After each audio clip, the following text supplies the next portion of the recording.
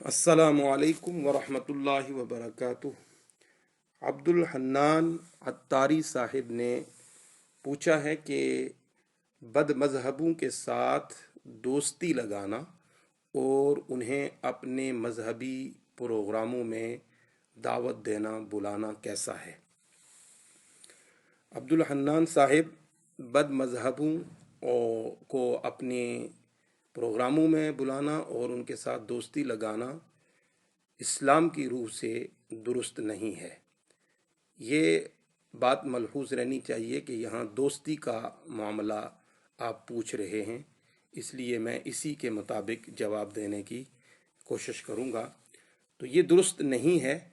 قرآن و احادیث میں اس پر دلائل موجود ہیں۔ میں چند احادیث اس پر آپ کی خدمت میں پیش کر دیتا ہوں، جس سے آپ کے اس سوال کی وضاحت بخوبی ہو جائے گی انشاءاللہ العزیز۔ اختصار کو ملحوظ رکھتے ہوئے عربی عبارت کو چھوڑ کر اردو ترجمہ آپ کی خدمت میں پیش کر دیتا ہوں۔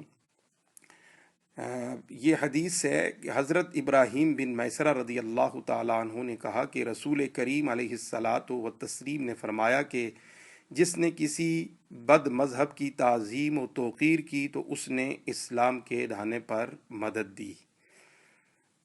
شیخ عبدالحق محدث دہلوی رحمۃ اللہ تعالی علیہ اس کی تشریح فرماتے ہوئے فرماتے ہیں، یعنی بد مذہب کی تعظیم و توقیر میں سنت کی حقارت اور ذلت ہے، اور سنت کی حقارت اسلام کی بنیاد ڈھانے تک پہنچا دیتی ہے۔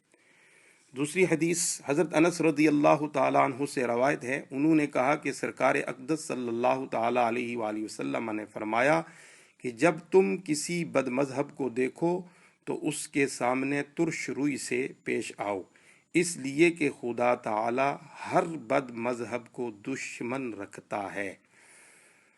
اور تیسری حدیث اس حوالے سے حضرت ابو ہریرہ رضی اللہ تعالی عنہ نے کہا کہ سرکار اقدس صلی اللہ تعالی علیہ وآلہ وسلم نے فرمایا کہ بد مذہب اگر بیمار پڑیں تو ان کی عیادت نہ کرو، اگر مر جائیں تو ان کے جنازہ میں شریک نہ ہو، ان سے ملاقات ہو تو انہیں سلام نہ کرو، ان کے پاس نہ بیٹھو، ان کے ساتھ پانی نہ پیو، ان کے ساتھ کھانا نہ کھاؤ، ان کے ساتھ شادی بیاہ نہ کرو، ان کے جنازہ کی نماز نہ پڑھو اور ان کے ساتھ نماز نہ پڑھو۔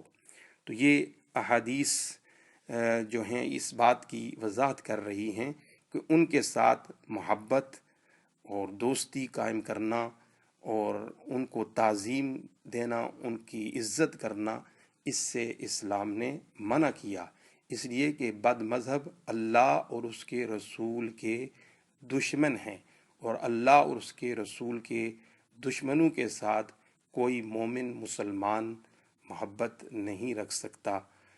ھذا ما فہمت واللہ ورسولہ اعلم بالصواب۔